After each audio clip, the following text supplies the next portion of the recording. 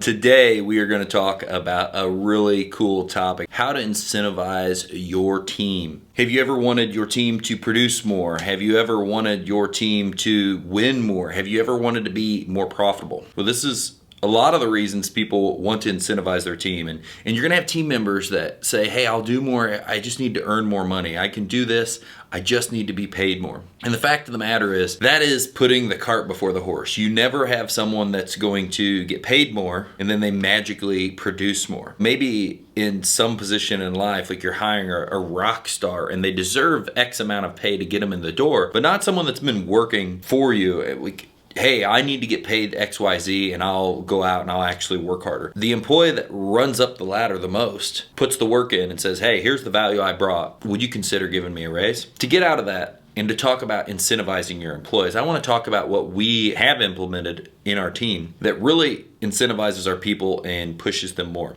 So for our team members out in the field, I have been adamant about paying more and more money. I want to raise everyone's compensation. But like many of you, there have been certain things that have frustrated me. As your company gets bigger, people showing up to work or not. Sometimes you'll have those people that are just seem to be stragglers, and that can be a challenge. When you've got a lot going on, you have to have people that you can rely on that are going to show up every day. People showing up. People doing good work and making sure you don't have callbacks, so you're not going and repeating things. All these different little things. People being efficient, hitting the numbers. Like I said, driving the efficiency, being more productive. Like all these things we want to incentivize. I had been scheming with the team. My idea was to raise everyone's potential earnings by $3 an hour by the end of the year, by the end of 2022. How do we do this? How do we make this happen? But how do we also just not give money to someone that it's not going to benefit them at all? They may not even care. It's not going to push anything. I want to make this money available, but not money guaranteed.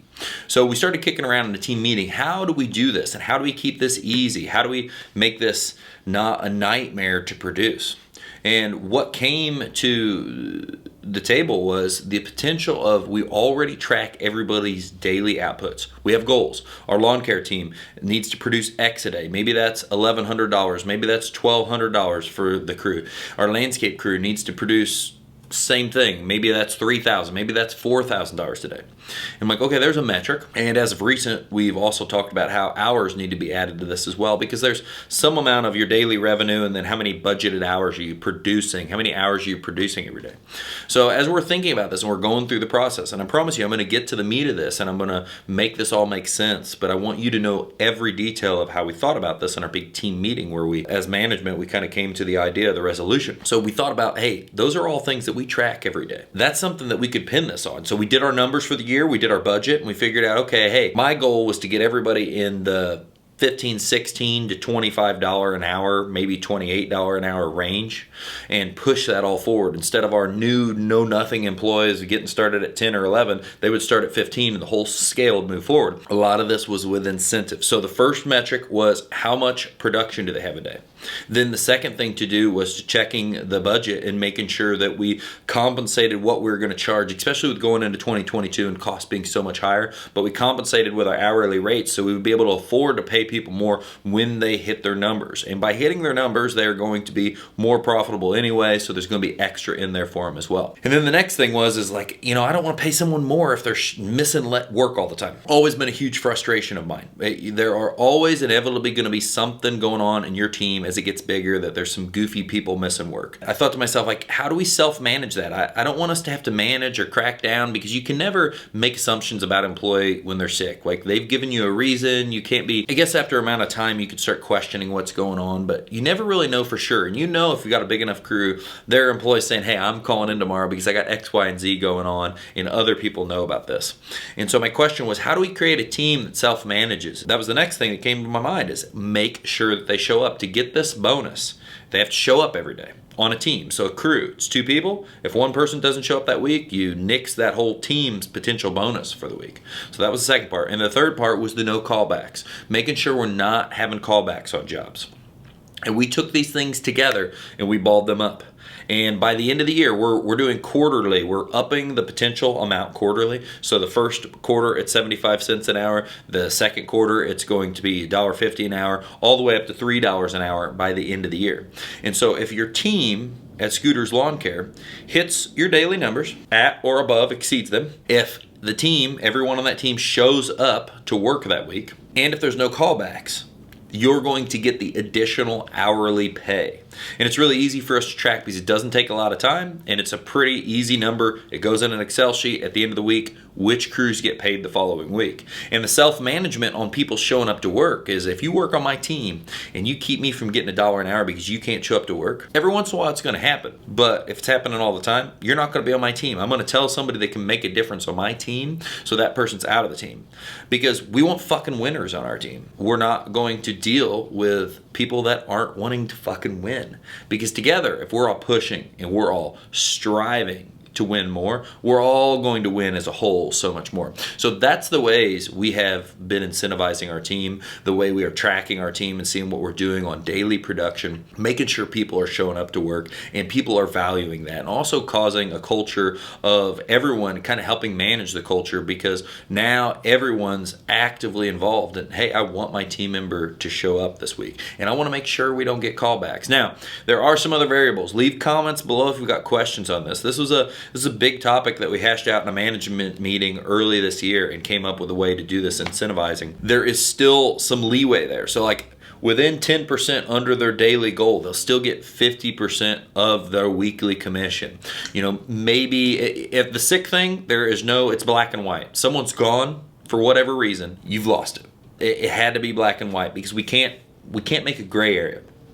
And then for the callbacks, there's a little bit of determining there. Was it bad? Was it minor? Was it really, really quick? There's going to be some leeway there. But those were the three kind of KPI that we wanted to ball together to really create a system that I knew would allow us to, one, incentivize the crew, two, guarantee that the clients were getting a great product, and three, make sure that people are coming to work day in and day out and that they are actually actively caring. Because last year at Scooters Lawn Care, if your team member or if someone in the crew said, hey, I'm calling in tomorrow because I got this going on, so you won't see me here, but I'm going to say I'm sick and I'm going to act a little sick today. A lot of people don't care about that because a lot of people, they're not going to say anything. No one wants to rat someone out. No one wants to do this or that. We got people on our team that they're so concerned about feeling like a rat, like we're talking about illegal activities or something, when we're just trying to create the best team. And people are just afraid to be the bad guy is what it is. Not everyone is necessarily meant to manage.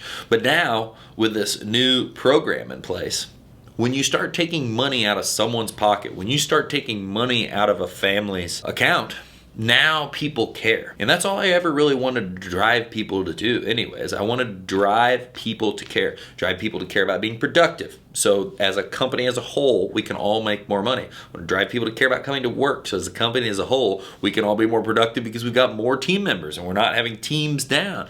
And make sure we're not having to go back to these projects, Even if you're just a crew member and hey, I could lose $1 an hour this week if we have to come back here. I'm going to take that extra second. It doesn't even take time. That's the thing. If you can tie people's mentality to, I just need to pay more attention before we leave, without even taking more time, they'll catch more of the issues and remove more of the problems. So you can have more successful projects, more successful days, and more successful everything. Now, in closing, this is really easy with lawn care because the numbers are cut and dry. They completed this, they produced that, check, done.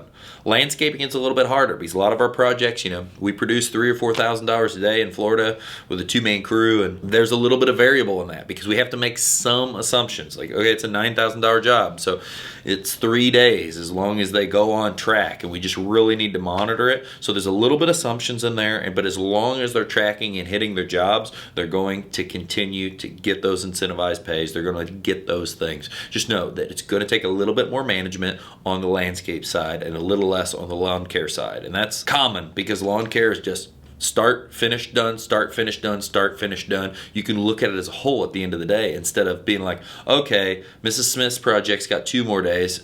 Mr. Ferris's project's got one more day and this one's got another week, and having to make assumptions about how much revenue do they technically produce that day, clarifying and making sure your team is on point with you about where they're at. Now, the fact of the matter is, if someone was to lie to you about where they're at and it does end up taking a day more than they say, they're going to get pinched for it sooner or later. Like, you can't continue doing that. Like, if you're finishing a job and it's going to go over, so they have to be transparent with you. It's going to be 3 days exactly. Cool, we got it. They get it done in 3 days. If it goes over and say they get paid that week for it, the next week's already going to get a beating because it went over. So it's not like people can lie and cheat the system on landscaping. So those are some things to think about. I know that was a ton of word vomit. I know that was a ton of ideas, but you hear so many people talking about all these different things. P for P, piece rate, which I love that people act like they came up with new terminology when fact of the matter is just commissions. It's all commission pay. Even your hourly pay is a commission pay. So cool incentives that are based around like commission structure are awesome, because I come from a commission world. I want you to use this video to think about what could you be doing in your company to pay people more, which is awesome, to bring more money to their pockets, to give them a more fruitful life, and to drive your team and your company to produce more. See you soon.